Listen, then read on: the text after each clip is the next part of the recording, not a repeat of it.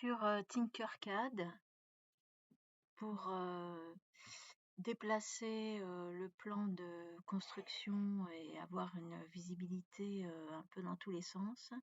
Il suffit de cliquer d'appuyer sur la touche contrôle et de cliquer en même temps avec le clic gauche de la souris pour pouvoir déplacer la table et voir un peu l'objet dans tous les sens. Pour positionner un objet, il suffit de le saisir et de le poser sur le plan de construction. Ensuite, il y a des poignées qui apparaissent, donc on peut se saisir des poignées pour déformer notre objet en largeur, en hauteur. Pour effectuer une rotation, il y a des petites poignées spécifiques de chaque côté de l'objet.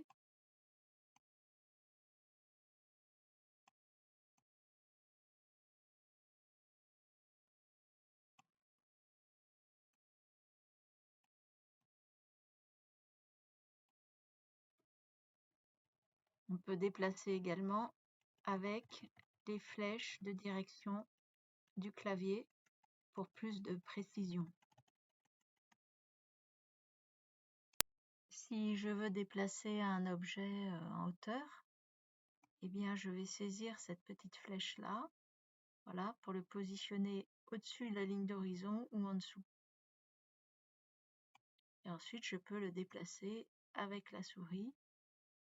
Voilà, là je vais le positionner par exemple juste au-dessus de ce cône-là.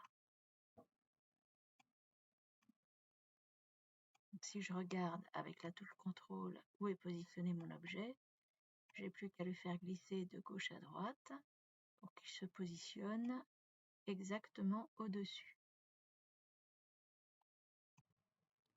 Je peux déterminer un objet en tant que solide, comme ceci, ou en tant qu'objet qui va permettre de percer, là ça s'appelle perçage, donc qui va se soustraire à une autre forme.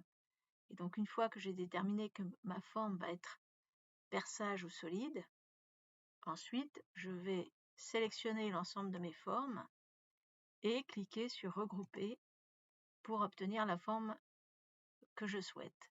Là, comme c'est mon carré qui était en perçage, en mode perçage, du coup, c'est lui qui a disparu et le reste est resté. Donc c'est pas du tout ça ce que je voulais. Donc je vais faire CTRL Z. Je vais reprendre mon cube et je vais le mettre en mode solide. Et par contre, mes différents cônes, je vais les mettre en mode perçage. Et pour permettre à ce qu'il puisse percer cette boîte. Donc je resélectionne tout, je fais regrouper. Et donc là, j'ai bien une boîte percée avec les trous à la place des cônes qui étaient... voilà, donc là j'ai bien ma boîte percée. Voilà, les cônes ont disparu. Donc là par exemple je vais, comme je l'ai fait pour la Cécile, positionner un texte quelque part sur ma boîte. Je peux en cliquant sur solide choisir la couleur de mon texte. Voilà, on va prendre une couleur violette par exemple. Je vais le tourner pour le mettre à la verticale. Le tourner aussi, vous voyez que si je me positionne bien, je vais pouvoir avoir la roue pour le tourner dans l'autre sens. C'est un peu succinct. Voilà, je vais essayer de reprendre ma forme pour la tourner. Voilà, comme ça. Non, ça veut pas.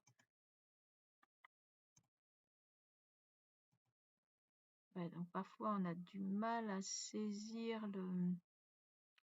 la roue pour tourner. Donc celle-là, il n'y a pas de souci. Celle-là aussi, par contre, celle qui est en bas, elle est un peu plus difficile à saisir. Donc on va se tourner différemment pour essayer d'y avoir accès plus facilement. Voilà, comme ça.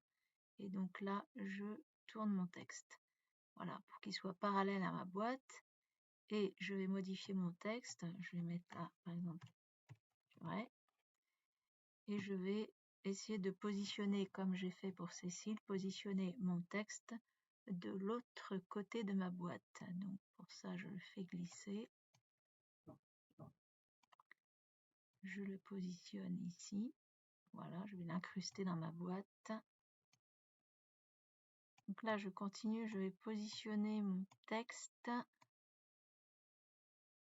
sur ma boîte. Donc, je vais le réduire, c'est un peu trop grand. Voilà.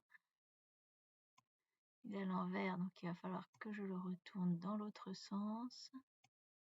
Comme ceci. Je vais le surélever pour qu'il soit un peu au-dessus de la ligne d'horizon, bien incrusté dans ma boîte. Voilà.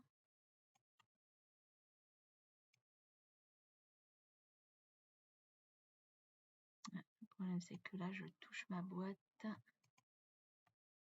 Alors, je vais faire CTRL Z pour le revoir.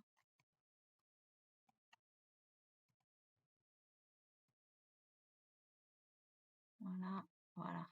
Là, j'arrive à le positionner. Comme j'ai mis Cécile. D'un côté, j'ai mis Cécile. De l'autre, j'ai mis Turet.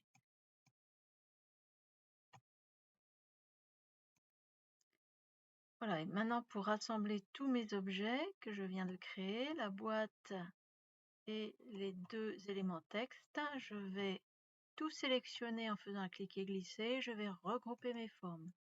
Voilà, comme elles étaient toutes en mode solide, hein, bien sûr, elles se sont toutes liées ensemble.